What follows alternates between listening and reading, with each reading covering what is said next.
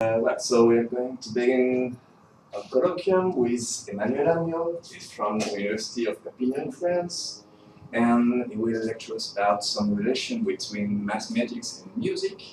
And après la charla, Pablo le va a dar un par de datos sobre un concierto que Emmanuel va a dar el domingo. Es un curso que está dando en el Centro Borges sobre las cosas de que este tipo de cosas de matemática aplicada en música. Si la gente les interesa, Pablo le va a dar todos los detalles al final. El concierto es para todos.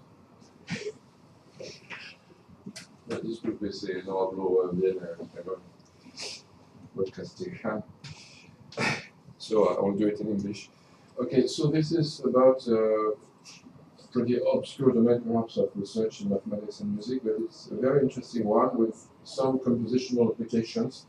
And it's one of those domains where the research in music has produced some mathematical results. And we advanced on some important mathematical conjectures, for instance, because we had the music angle and the new viewpoint from the questions. So it's about rhythmic canons, which is kind of tiling problem. We have tiling problems in maths and of course in art. This was a photograph I took in going to a colloquium in Italy, in San Ambrogio in Milan.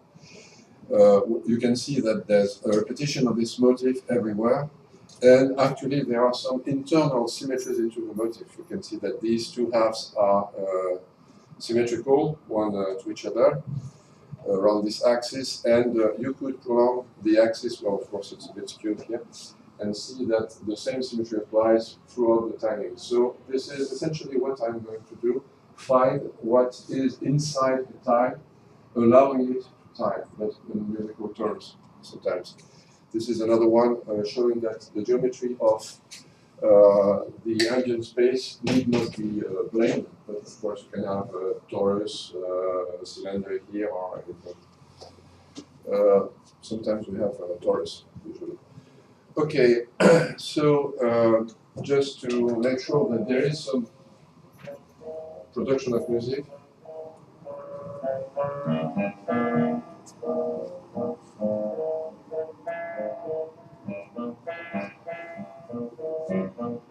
So here you have a motif which is 0368, which is the very famous you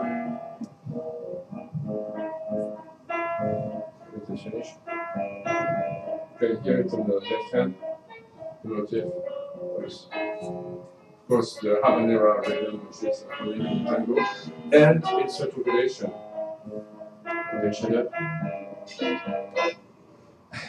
Okay, and there is no way to tie with just the motif. You have to use both forms with the relation and the original form. And the smallest solution is here in 6 voices. But since the 6 voices happen at very different times, you can play the first 3, and then you can take this one, this one, this one, and play the same 3 instruments or hands. Well, you manage with only 2 hands actually, but it's more difficult. So this is a tango I wrote in 2005 using this rhythmic skeleton, which is actually a tiling with retrogradation. Here is another one using tiling with augmentations of the Pink Panther motif. Padam, padam, you know, everybody knows that. And because 0, 1, 3, 4 has just a tiny hole between the 1 and the 3, there is no way, even with retrogradation, that you could manage. You have to widen things up a bit. So using augmentations, you have several solutions. These are the 3 solutions that I use in this core for 4 voices. Some people who love metal hard rock will recognize this motif here, but essentially the piece is built around an old Irish romance from the end of 19th century or even earlier. Okay, and many contemporary composers have used this kind of canons. I say contemporary because the notion was not well known at all before 1990 or so, something like that. So I'll go in mostly 3 directions, and I will begin by some general considerations about rhythm and how it's leading us towards mathematics and in particular algebra. If you take the sound signal, this is sound. So that's the excerpt. You can see the sound wave here. You can process it in many different ways. One thing is to reduce it, just getting the moments where it gets significantly louder, and this is of course when you play the different notes on the instrument. And further reduction is modulation of these offbeats here, and further still you can look for the smallest possible interval and express all the other ones as multiples of these intervals. Well, of course, this is not exact in actual music, but it can always be done with any degree of approximation. It's Minkowski has proved things about this, and Derek Clay and people like that. So, at some point, we get an abstraction of a rhythm, which will be a sequence of integers, which are the time spans between successive events. Of course, I completely lost the pitch, the loudness, the timbre, anything, but, well, we can have everything. But as we will see, even with something as simple as a sequence of integers, you can get back to polyphony, for instance, which is a bit surprising, and I think already a result in itself. So the sequence will be just adding up the numbers here, the offsets of the musical events. Here, the notes, the chords, Ravel's sonnet. Okay, so rhythm will be a sequence, an increasing sequence of integers. The repetition of rhythm, this one for instance, well, left hand repeats itself.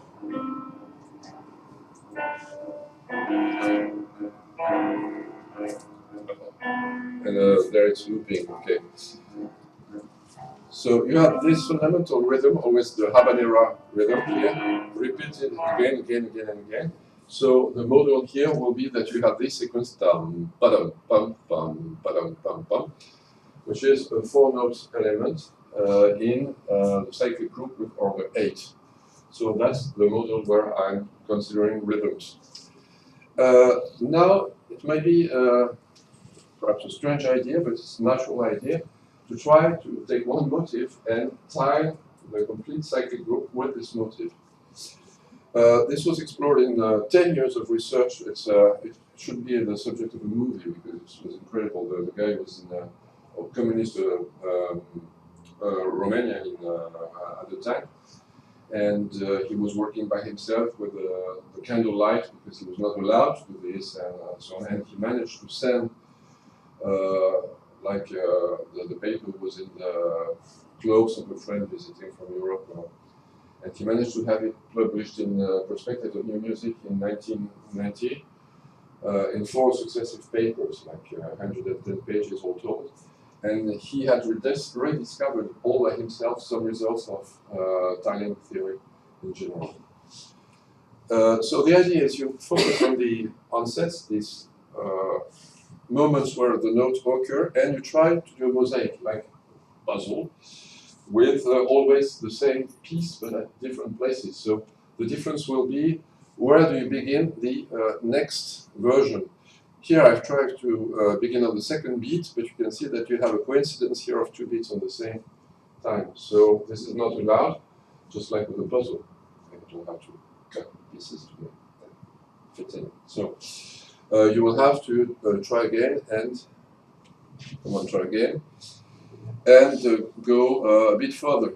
And here it's okay because you have no coincidence. And as we will see, you can complete the puzzle, the mosaic, the canon with 4 voices in this case. So sometimes it works, sometimes it doesn't. We have seen the Pink Panther. You have to modify the motif if you want to tile with it. By the way, it's an open question whether you can always tile with a finite number of augmentations of a given finite motif. Well, some work for students and future doctors, I guess. But one thing we know is that when we have these simple kind of tilings with translations of one motif, then the tiling is periodical. This is proved fairly easily with the pigeonhole principle.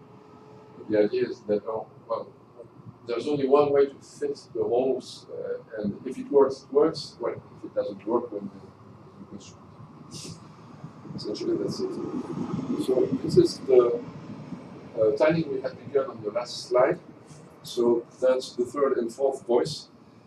And this is really looking like a canon, because you can see that there's one voice entering, then the second, then the third, then the fourth, like Fourier and Bach or something. But if you enter some periodicity of each voice, like this, so that you see the third voice ended here in another life, and the same for the fourth voice ending there, and the first voice is repeated, and so on and so forth. You have something which is repeating itself, so it's the tiling of the cyclic group. In this case, it works. So a question will be, for which motive is it possible to add a tiling? This is still an open question. Oh, sorry, I was a bit fast with that one. Another next. That's why probably. No. Okay, so yes, this is something I need to say. We had a very simple problem, something that children can play with puzzles and different pieces and putting them together. But what happens is that we have a structure, emergent structure of a cyclic group, just to spell the problem. And in this structure, then we have a group, but it's also a ring, and you have a Z module, a kind of vector space, and from there on you can move to algebra structure, the characters on the group, and things like that, representation, matrices, you name it. All the machinery and heavy guns of the algebra are coming uninvited in these problems. Conversely, it will mean that some very complicated notions of algebra can be expressed in very simple musical terms. As an aside here, music is something which is very deep and intricate and complicated, but we have shortcuts in our minds when we're perceiving music, appreciating music. Then we understand things that we would be helpful to express in mathematical terms. So the musical intuition is something that can give mathematical truths, which are, of course, to be proved in a regular way afterwards. And I will mention a few cases of this in the following. So also, there's not only algebra, but also combinatorics, because you have those repetitions and combinations and things like that.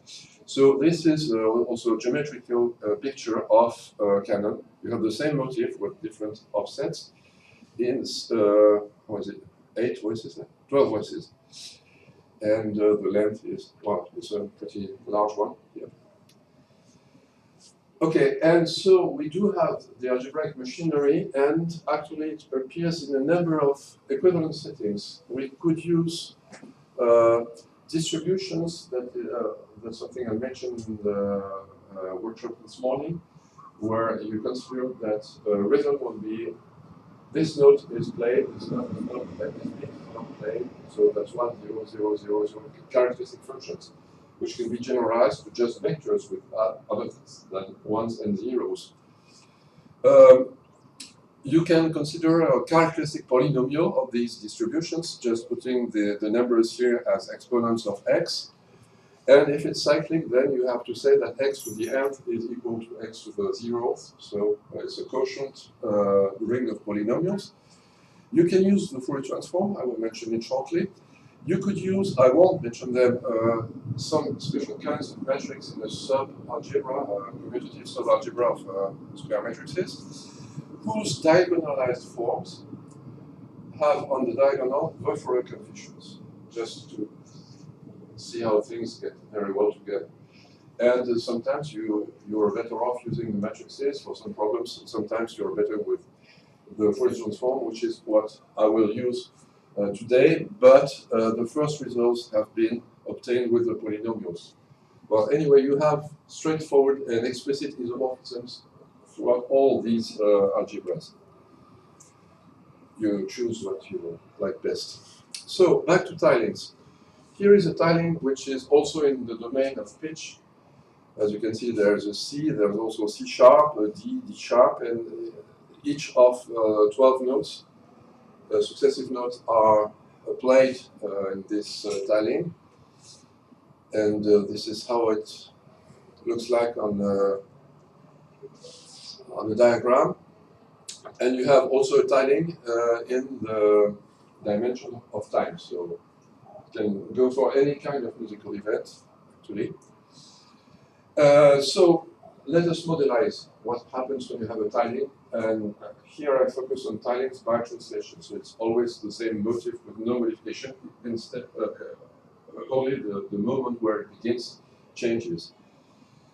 So the simple idea is that we are dealing in the cyclic group with things which are tilings of the group.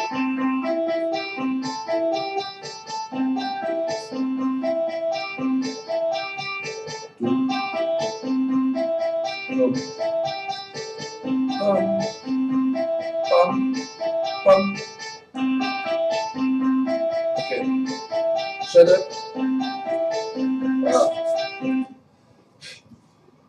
Oh, you have understood it's the same motif. Here, the pitch is the same on each voice, so it's easier to recognize it. And you have heard that there are 4 voices which are copies of 0, 4, 5, 9. That's the rhythm, which is played 4 times. First it's plus 0, then it's plus 8, then it's plus 2, then it's plus 10. And all in all, that means that this motif is added to all these numbers to produce the 4 different voices. So that would be the inner voice, as we call it, musically speaking, the motif proper. And this is an outer voice operating on the first voice. And there is a nice duality because, of course, the sum here is commutative. So when you have a mosaic, a canon, you could do another just by inverting the 2 terms of expression here. So that's the geometric definition. You have decomposition of cyclic group as a direct sum of 2 subsets, which need not be subgroups, as you can see. These are quite ordinary subsets. Perhaps, are they totally random? Well, no, because we are in Z16, and you can see that this one has a period. 0, 2. Plus 8 is 8, 10. Okay. So there you have a factor which has a sub-period of the whole group. Is this general? Actually, this was called the Hayer's conjecture in 1948 or so. For the time being. So I introduce here the Fourier transform quite quickly. Well, it's the usual thing, but we apply it to the characteristic function of the motif. So in the case of a characteristic function here of set A, the notation will be f sub A. The coefficient is the sum of these exponentials, with k being the elements of A, running over all these elements, and t being the index of the coefficient. So it's standard discrete Fourier transform. Why do I mention this? Because, well, we have this definition by tiling, okay, direct sum, but this means that the convolution product of the characteristic functions is equal to, this is not the number 1, it's the map equal to 1 for each index. Okay? Meaning that you can get 1 whenever you add an element of A and an element of B. So this is a convolution product which is equal to a very simple constant function. If you take the Fourier transform on convolution product, it's the termwise product of, well, it's just the product of a Fourier coefficient directly. It's much simpler. And what is the Fourier transform of the map equal to 1 in each position? Well, it is 0, except when t is equal to 0. While I'm thinking of talking about this convolution product, there's a very important musical notion, which is the interval content, special case of the interval function, which is the autocorrelation, let us say, of a set with itself. So it's defined as the convolution product of 1 sub A and 1 sub minus A, which is the reverse of A written in the other direction. And from this formula, from the transformation of convolution into a termwise product, you get that the Fourier transform of this interval content is the square magnitude of the Fourier coefficients, meaning that the magnitude of the Fourier coefficients is the shape. I will not focus today on large shapes, large Fourier coefficients, but on zero coefficients. As we will see, it's what defines completely the quality of tiling. It's interesting that you have the same zero sets for the transform of A and the transform of its interval content, as you can see here. Well, 0 is 0, 0 squared is 0. Okay, so this is a relationship between kind of form and content, which is not so obvious, perhaps. So now I will give the fashionable definition of tiling nowadays, which is not no more by polynomials, but which is by Fourier transform. So let me introduce you to the zero set of subset of a cyclic group, which will be the indexes for which the Fourier coefficient is nil. Okay. For instance, if you have some periodic signal, ta ta ta ta ta, you will have something which is a sine wave, and for a sum of specific sine waves, meaning that many of the Fourier coefficients must be zero, those who do not correspond to exactly that period. So, when do we have a tiling, by translation? That's the geometric definition here, but we have seen that it's equivalent to this, which is in turn equivalent to the termwise product of the Fourier coefficients, equal to the Fourier transform of the constant map. But what is the Fourier transform of the constant map? It's this sum of exponentials, which is a geometric sum. I think here I don't have to go into the details, everybody computed this, and it's equal to 0. Well, it's a sum of roots of unity. You can see also the barycenter of the vertices of a regular polygon, eventually repeated several times. So this is 0, except when t is equal to 0, of course, in which case you have 1 plus 1 plus 1. You have the cardinality here of A times B, and that would be necessary the whole cardinality of the group here, which I call C like a chromatic circle. So the condition here is that this product of Fourier coefficients is always 0, well, almost always, meaning that one or the other is 0. So the condition for tiling is this: the union of the zero sets is the whole cyclic group except 0, exceptional case, and you have this technical condition, meaning that you don't want several notes on the same beat, but just the one. Okay. Incidentally, you have the same conditions here on the interval contents for A and B, multiplying by 1 sub minus A and 1 sub minus B. And so there's a constant which appears here, but it's always interesting to see that it's a relationship between the geometrical structure, internal structure of the sets, combined with the geometrical structure of the other sets, and it's exactly the same condition for tiling. But anyway, the one we will use, which is the definition in the beginnings of the papers nowadays on tilings, is this one. So this is an example of tiling, and just for illustrating that we have these conditions on the zero sets of the Fourier transforms. So the motive is 0, 4, da, da, da, da. If you just consider a rhythm, forget about pitch. You can see the same motive here, da, da, da, da, and it cycles. So you have a tiling, you have a rhythmic canon, and these are the two voices, the two sets, whose direct sum is a cyclic group with 16 elements. If you look at the Fourier coefficients, these are the Fourier transforms, the magnitudes anyway, easier to picture, in blue for A and in red for B. And you can see that one or the other coefficient is always 0. So the product is always 0. That's the condition that we have established.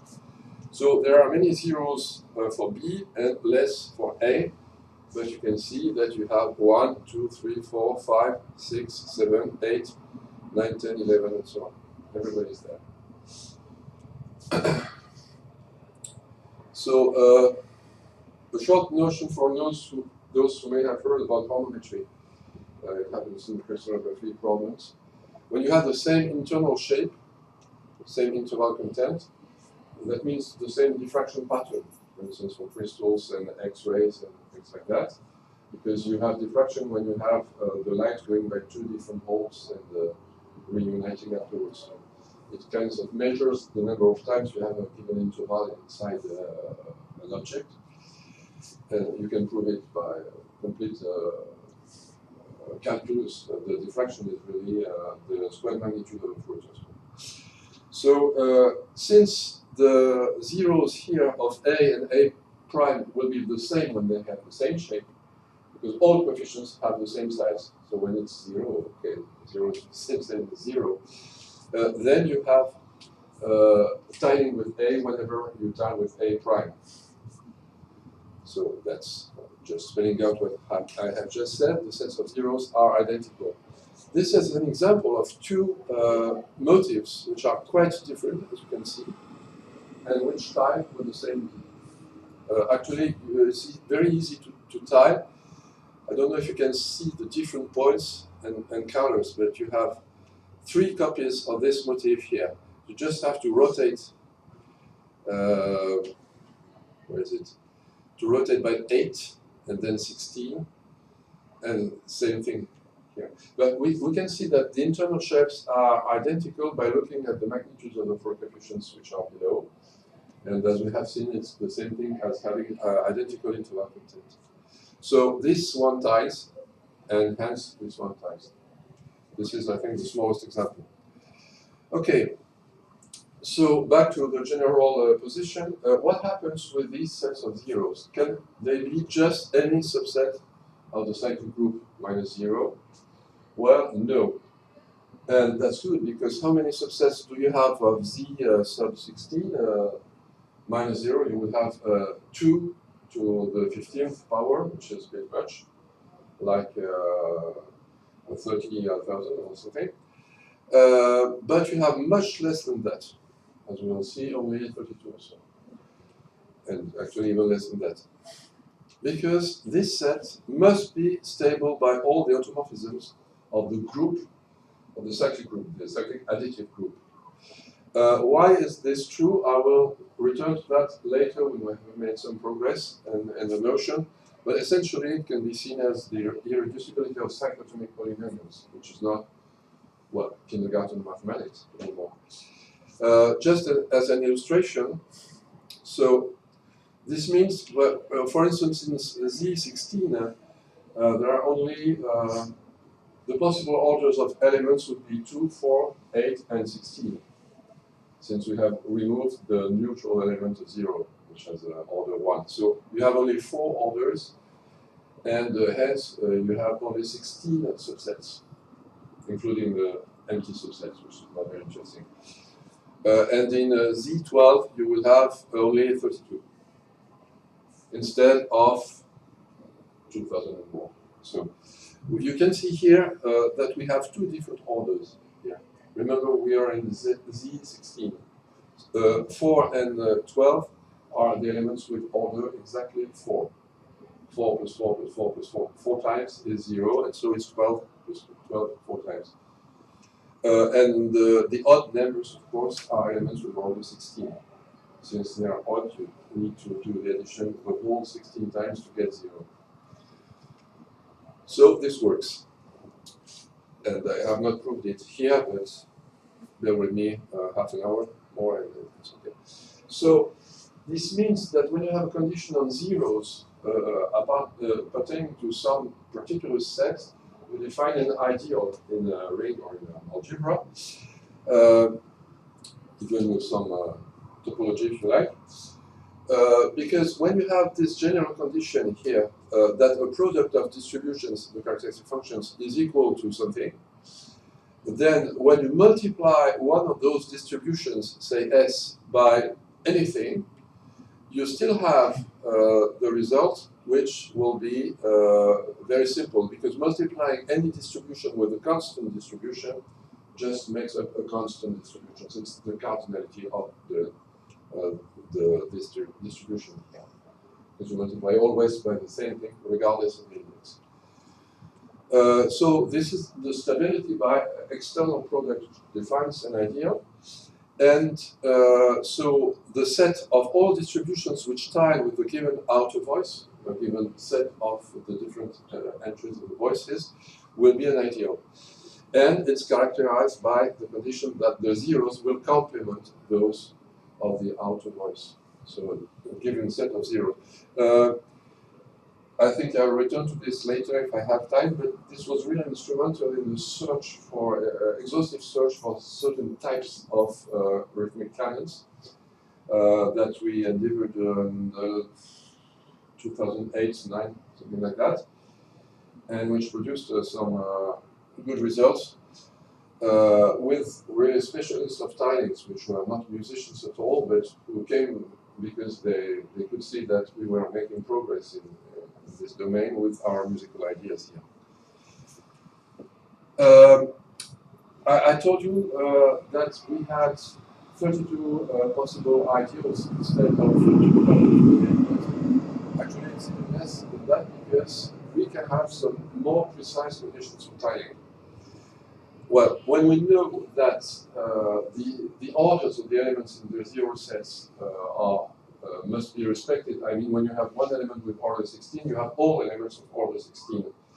You can just classify the motifs by this toponymy of the orders of the elements of their zero sets. You don't have to list all the elements, but just their orders. Because when you have one order, you have all elements with that order. So this is the set of orders, and this is the subset of the prime powers, which are orders of some elements in the zero set of coefficients. So this is a bit more complicated in example in order to have a significant values. So the group has here 72 elements. For some reason that I may tell later. And here is the set of orders. You have 3, 4, 6, 12, 24, and 36. And the prime powers, as you can see, are here in boldface, 3 and 4. Okay? Just defining this for mysterious reasons.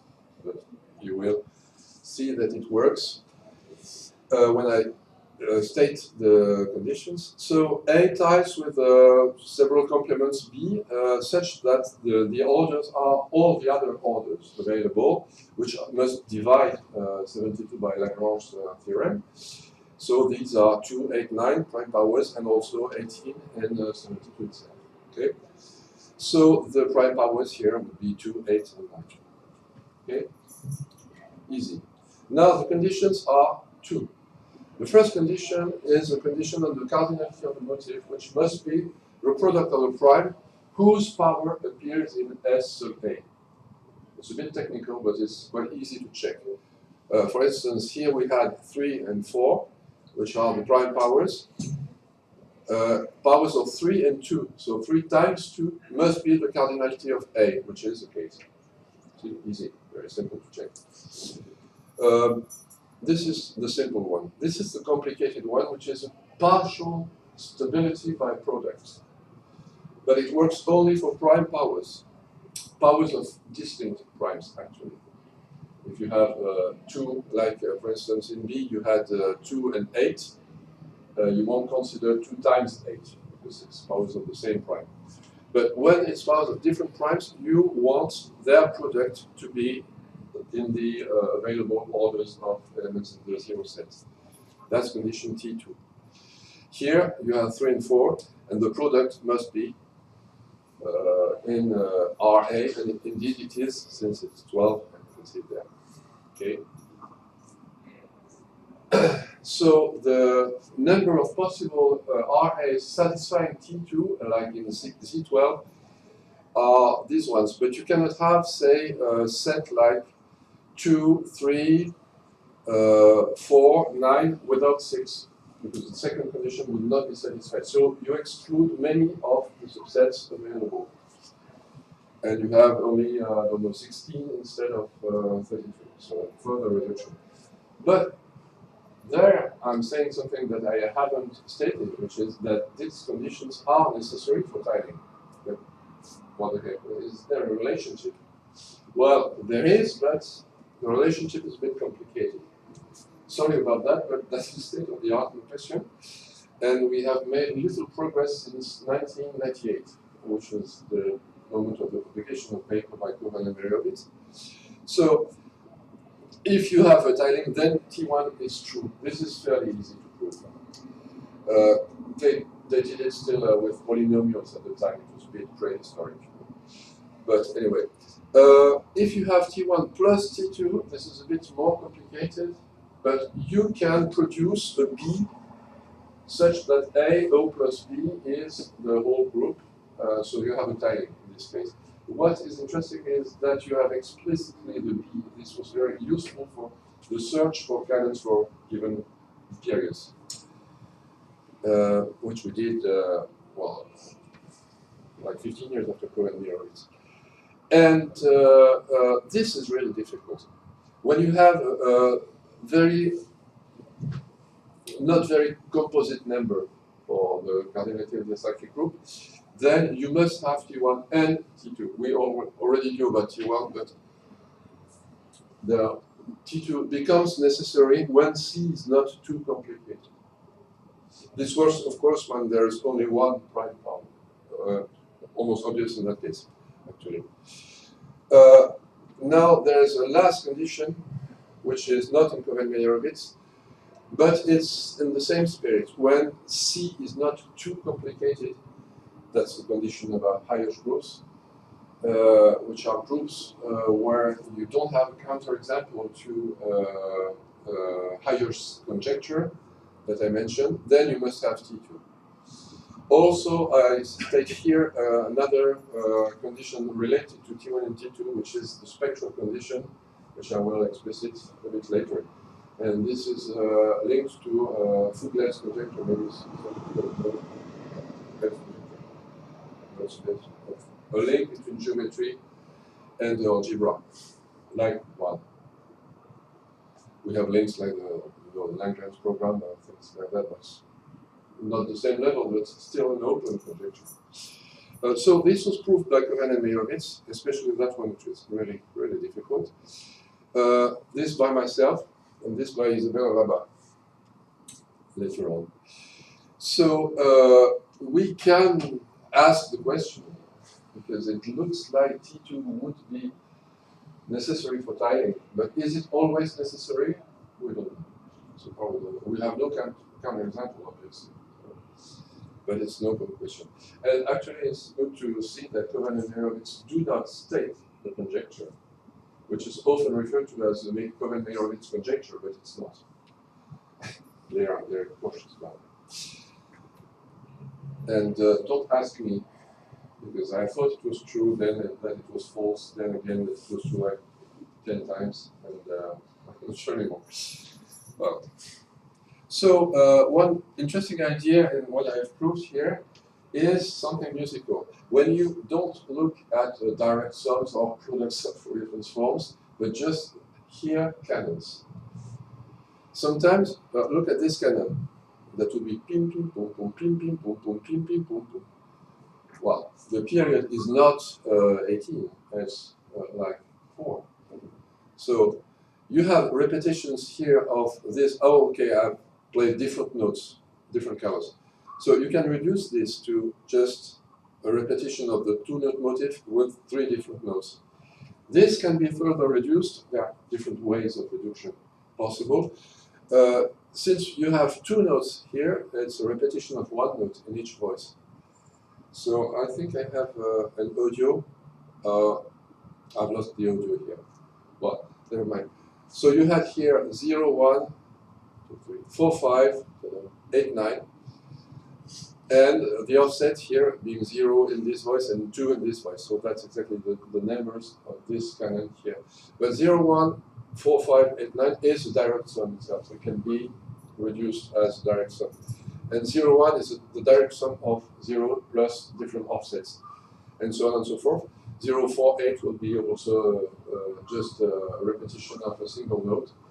And this means that you can start from the trivial canon, which has only one note and one voice. Ah, that's music. Minimal. Minimalistic. But from this, repeating and twisting it in different ways, sometimes in the outer voice and sometimes in the inner voice, you can make up all canons. Can we? Is it possible to concatenate from the trivial canon any canon? Canons by translations, anyway. So I define here, well, in mathematical terms, what is the concatenation. So you that's going backwards, taking 0, 1 plus 0, 4, 5, 8, and making one voice out of this. So building a larger canon from the smaller canon.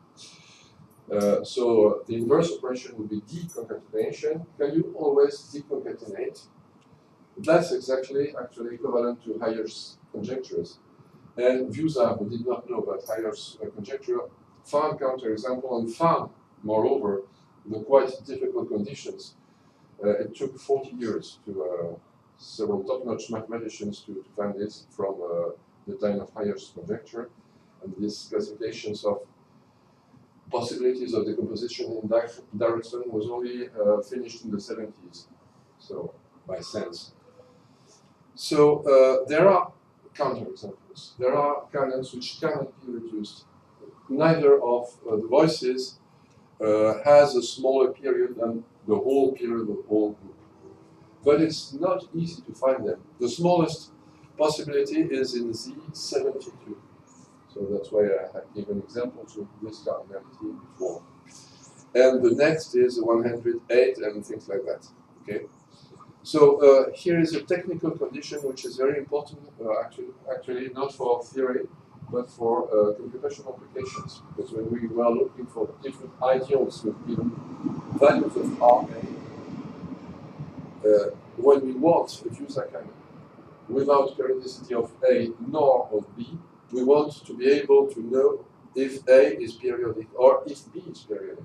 And sometimes looking at RA, you know that B would be periodic if B exists, but you happen to look at B.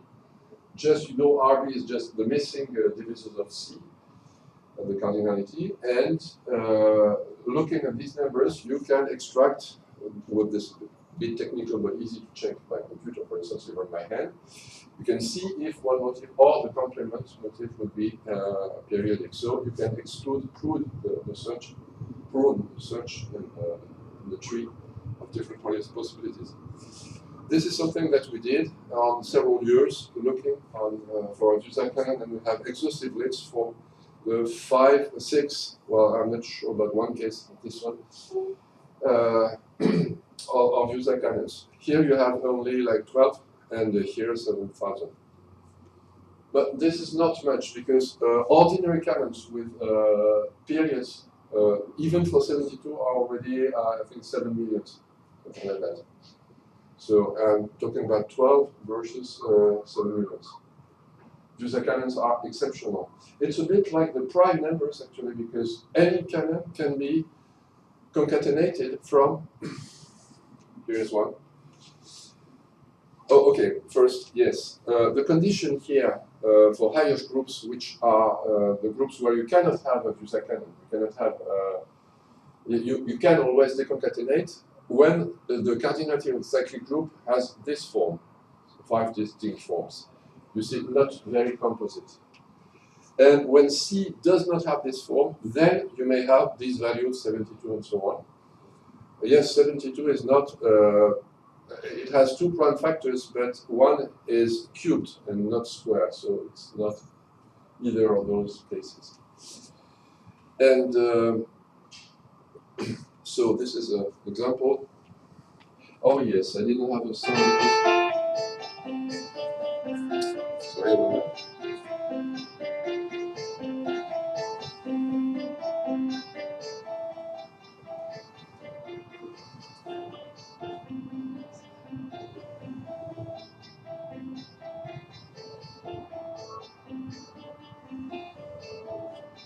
I think one hears the beginnings of the voices, so you can hear it's a canon, but you cannot hear any irregularity in it.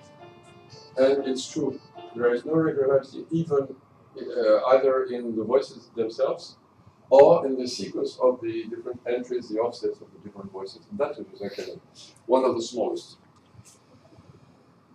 And so the importance, yes, so that's just the technical condition that allows to recognize the periodicity. I will go a bit quickly on this because I see the time is running. It's fairly easy to check when A is periodic or not. I had told it before, but I give some more details here that you can read for yourself. So it's easy to check with just listing all the prime power factors in the cardinality of the cyclic group. Okay. This looks a bit like the condition T2, which is interesting. So this was important for computer search. And why does it work? And we were able to make progress, for instance, on Fourier's conjecture, because as I have stated, for higher groups, then we will have condition T2 when we have tiling. So the conjecture here is true. Because you listen to a musical canon and you hear something that you hadn't thought of as a mathematician, which is that there's a periodicity in the motive or in the outer voice. And thus that you could have started from a smaller and simpler canon. Once you look at it in these terms, mathematically, you can express it mathematically, but you didn't think of it. While you hear it immediately when you play. This is very interesting because it's the strength of music for doing mathematics. There are some few cases, but you always get a kick when you prove something that has escaped the community because you're just a musician. Great pleasure. So it's of course musically interesting that you have something which is cyclic as a whole, but neither piece is periodic in itself. And the mathematical interest is even greater, because this is what I was mentioning, it's just like prime numbers. You can build any canon from user canons or the trivial canon with just one note. Okay. Mostly you can do it with only one note, but from 72 onwards, from size of canons, you can have some exceptions. So it's much less rare than prime numbers even. But it means that if you know everything about user canons, then you know everything about every canon ever possible to construct, including solutions to all the conjectures on tiling, like the T2 conjecture, the Fourier's conjecture, for instance. So this is a conjecture. I skipped it quickly because I have not defined what is spectral. And spectral is, yes, it's in my notes that I'm not reading. Spectral means that the zeros in the Fourier, the set of zeros is a different set, essentially. That you can obtain the frequencies which are not in the set as difference of a spectrum. This is not very intuitive, I agree, but the original condition by Fourier in general spaces is even more complicated. So this conjecture has been proved by Fourier himself when there is a lattice. It has been proved for convex sets. It has been proved in a number of cases, and everybody was convinced that it was true when Thierry Stahl had the right idea and found the counterexample in 2003. Well, he went on to win a field medal, so a pretty bright guy. And now we know it's false in dimensions from 3 upwards, but it's still open in dimensions 1 and 2. In dimension 1, it is the case of tilings of a line. A circle is a line cycling on itself. And it is true if and only if it's true for user canons. I prove this. It's not really difficult. So we knew that it was true from Cohen-Meyerowitz and Isabella Laba when you have 2 prime factors, because in that case, Cohen and Meyerowitz have proved that you may reduce the canon. So it's also true for the other cases of higher groups, and this is my contribution. So that's one in the eye for general mathematicians that we could not have found probably without musical considerations. Also, when we worked with Matemática and Coloquio, which are really experts in this question of tilings, and they came to IRCAM in Paris and we discussed all this, and we had very constructive exchanges, and we looked for new Fusa canons, perhaps looking for counter-examples to the conjectures and things like that. And Matemática had very nice ideas for exhaustive search, looking at the ideals and pruning the tree of search, as I mentioned. I won't go into this. You can look at the PNM issue on rhythmic canons, and also a special issue of the Journal of Mathematics and Music on rhythmic canons. And Michalis Kolountzakis was interested in other questions like the size of canon compared to the size of the motif, and there were some conjectures on this. Actually, to make a long story short, all conjectures which have been resolved on tilings have been resolved in the negative. So, if you want to prove a conjecture, beware. So, it's a very nice idea that I will present here. His idea is that you have a group here, a cyclic group. It's true for a more general group, but it's a product of small groups, the Sylow decomposition, when A, B, C are coprime pairwise. So he takes, for instance, for purposes of disproving a conjecture, he takes A is 3 times P, and B is 5 times Q, and C is just 2. So you have 2 sheets, when C equal to 1 and C equal to 2, and those 2 sheets are squares, if you like. So you can tile the square by just rectangles, numerous rectangles of size 3 times 5, and you have P times Q rectangles, okay? Just like dominoes.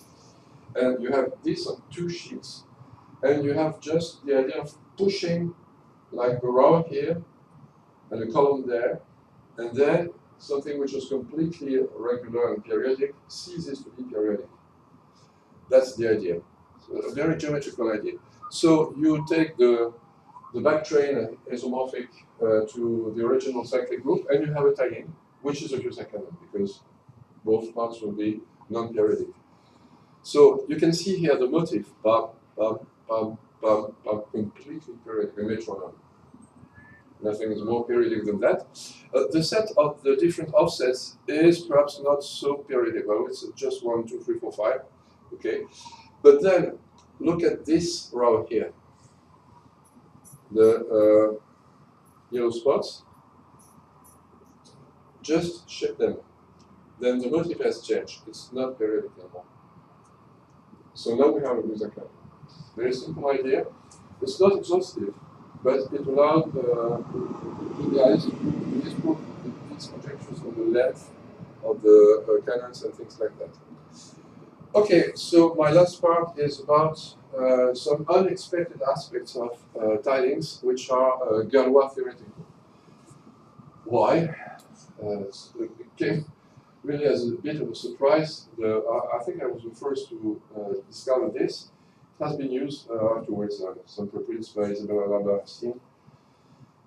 Anyway, so actually the fundamental lemma of Coven and Mirovis, as we will see, is something about roots of unity in cyclotomic fields, and I have some more examples. Okay, fine, 6 minutes, okay. So what is this kind of fundamental lemma? I make here a connection between the set of zeros of the Fourier transform and the characteristic polynomial of the set. So you take k running through the values in A and exponentiate x and add the results. So you have all the information on the set in this polynomial. Now the correspondence is that when you take this in this exponential complex number, you get this expression, which is exactly the Fourier transform. So the Fourier coefficients are special values of the polynomial. So from the polynomial, you get the Fourier transform. and conversely by interpolation. Because if you know the specific values of a polynomial, you can know the coefficients of the polynomial. Okay, now when you have this invariance of the set and the automorphisms of the group, which I have mentioned but not proved, actually it's the invariance of this polynomial under the Galois automorphisms of the field containing these numbers. Because if you're dealing with combinations of these numbers, you're in a cyclotomic field. This field has a Galois group over the field of rational numbers. I hope everybody is a bit familiar with this simpler case of Galois theory. And the automorphisms are actually the exchanges of roots of unity, which preserve, of course, group theoretical notions like the order of the roots. And the order of this multiplicative root is exactly the order of T as an element of the additive group Z sub C. So it's an isomorphism between the roots of unity and the cyclic group, the additive cyclic group, which is very classic one, as you can see here. So this is a Galois automorphisms. You put this to some power, which is co-prime with C. These are the Galois of automorphisms in the cyclotomic field, and it's isomorphic with the Galois, with the automorphism of the cyclic group. So this proves this lemma, which Coven and Meredith has seen as fundamental, but which was discovered independently by several composers who had obviously no notion about Galois theory and things like that.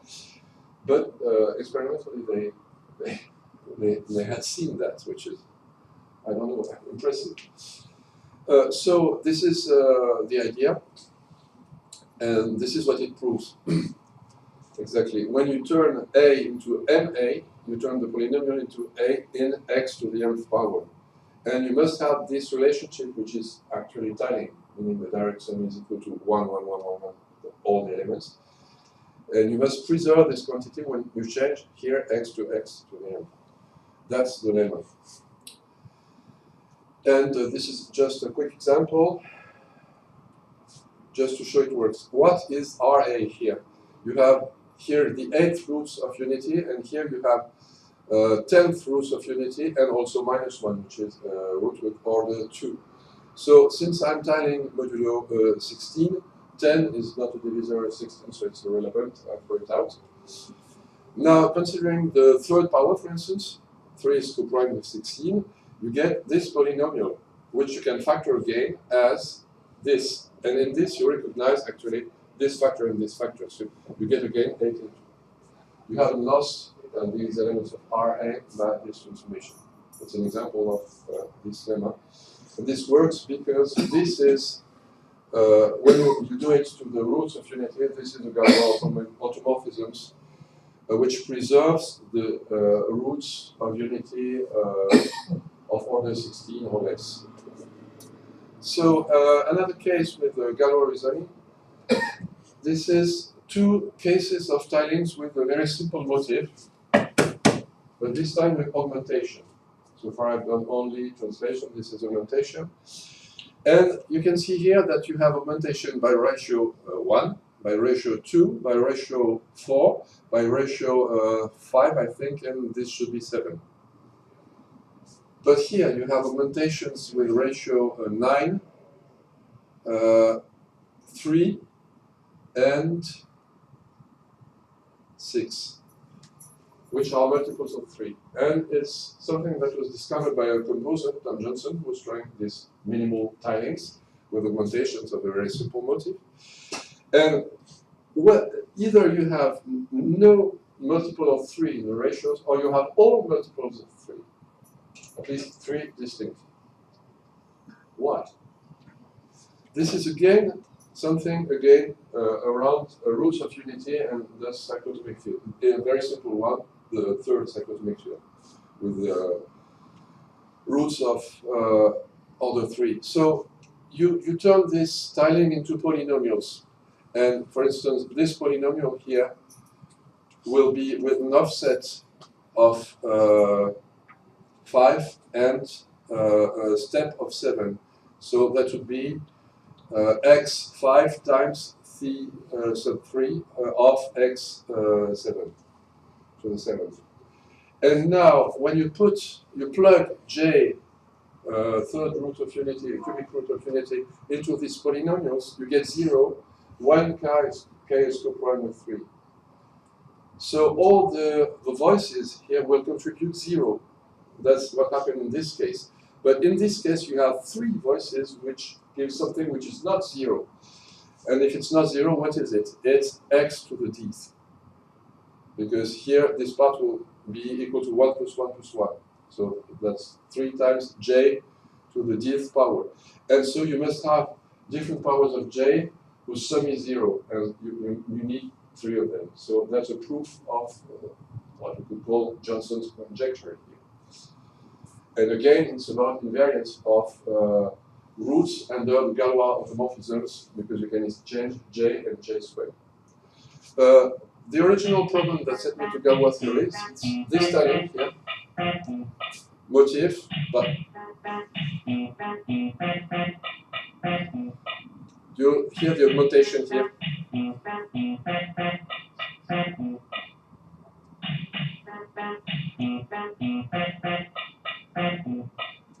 So it's a motif with one augmentation of the motif. You cannot do it with honest translations.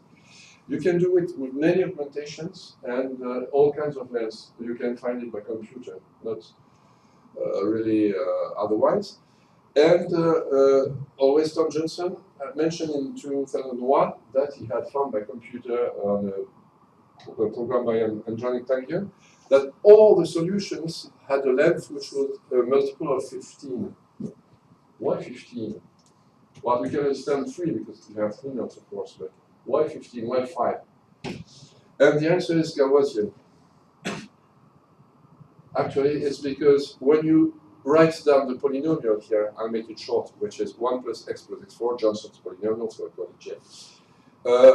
You don't have roots of this polynomial in C, which are roots of unity. But if you go in finite fields, Galois fields, and you try to find roots of this polynomial, then you must go into the field with 16 elements. And in the field with 16 elements, this root of the polynomial has order 15, because the group has 15 elements in the field with 16 elements. So this 15 here must by necessity divide the number of terms here, because it's a sum of roots of unity, which must be multiple of the order of the element. So that proves Johnson's conjecture with Galois theory in finite fields, which is quite unexpected in such a simple problem. And honestly, I don't know a simple demonstration than that. There was also a generalization of these tilings with, pam. In Pour la Science, there was a paper on Tom Johnson and Jean-Paul Delahaye, the responsible rubric, asked, is it possible with the 4 notes and a computer wizard called Jean-Paul Davallant managed to find solutions with 4, and actually the question with 5 is still open. Davallant made many valuable contributions to this problem, which I don't have time to go into. It's in the special issue of in Perspectives of New Music, PNM. Last case, something I like a lot because it's something I have invented and nobody was interested, but there was that girl who worked on it for several years and made considerable progress in the notion, so it's like my baby. I mean the problem, not the girl, but she's younger. So the idea is that when you have a tiling, we have seen that with polynomials, it means that the product of characteristic polynomials is 1 plus x plus x2, well, just consecutive powers of x up to some rank. But you could consider this locally, in the sense of arithmetics, like you do for quadratic forms. You can represent a number with the quadratic form if you can represent it modulo p for any p. That's a Haas's theorem. So I was wondering, in 2005, or was it, something like that, can we find conditions for tiling modulo P? And then we reunite these conditions and pass from local to global and have a condition for tiling. So I search and search and search for these conditions until the day where I found that there was no condition at all.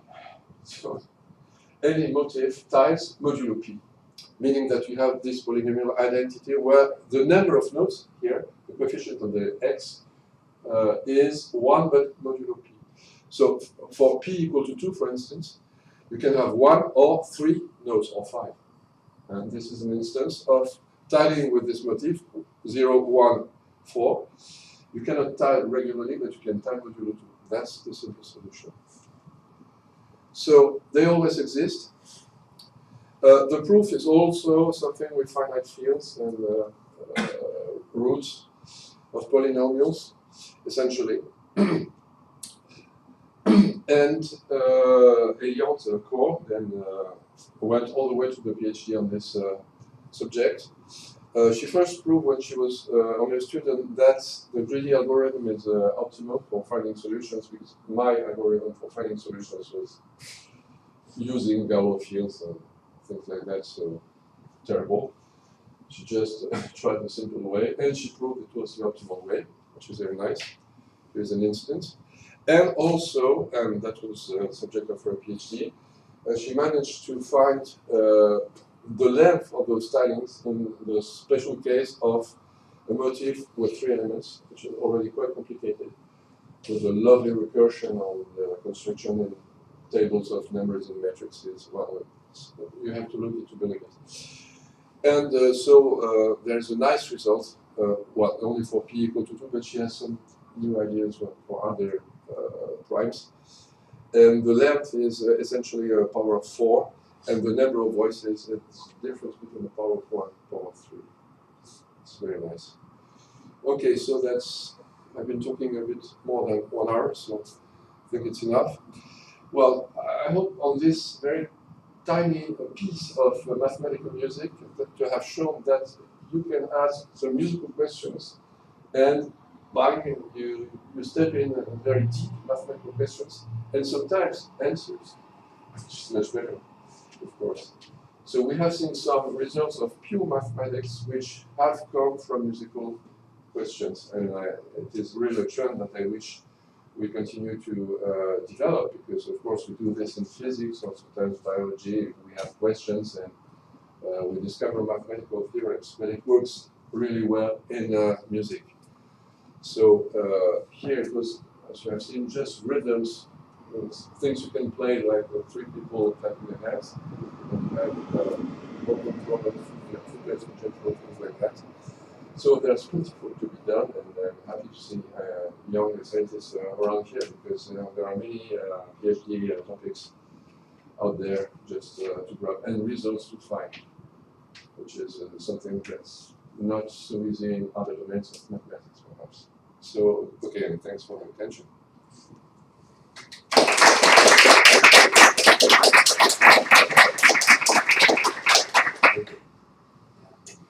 Any questions? So anyway, Emmanuel will be here for... Emmanuel estará por más de una semana. Estamos en 100 preguntas, pueden sacar a ver, sociedad, no hay ningún problema, mail, página web. Y atrás, afuera hay café galletitas, que dará un rato. Bueno, gracias de nuevo. No, y aparte les hago el comentario que el domingo va a dar una conferencia en el Centro Cultural de la Ciencia, en el C3, ahí en el Polo Científico, ¿sí? Rodolfo Cruz 2370. Va a ser una charla donde va a tocar piano y van a hacer comentarios matemáticos respecto de la música y todo eso. Bien para todo público, así que lleven a sus familias, niños, abuelos, a todo lo que quieran llevar. A las 5 de la tarde. Así que bueno, eso.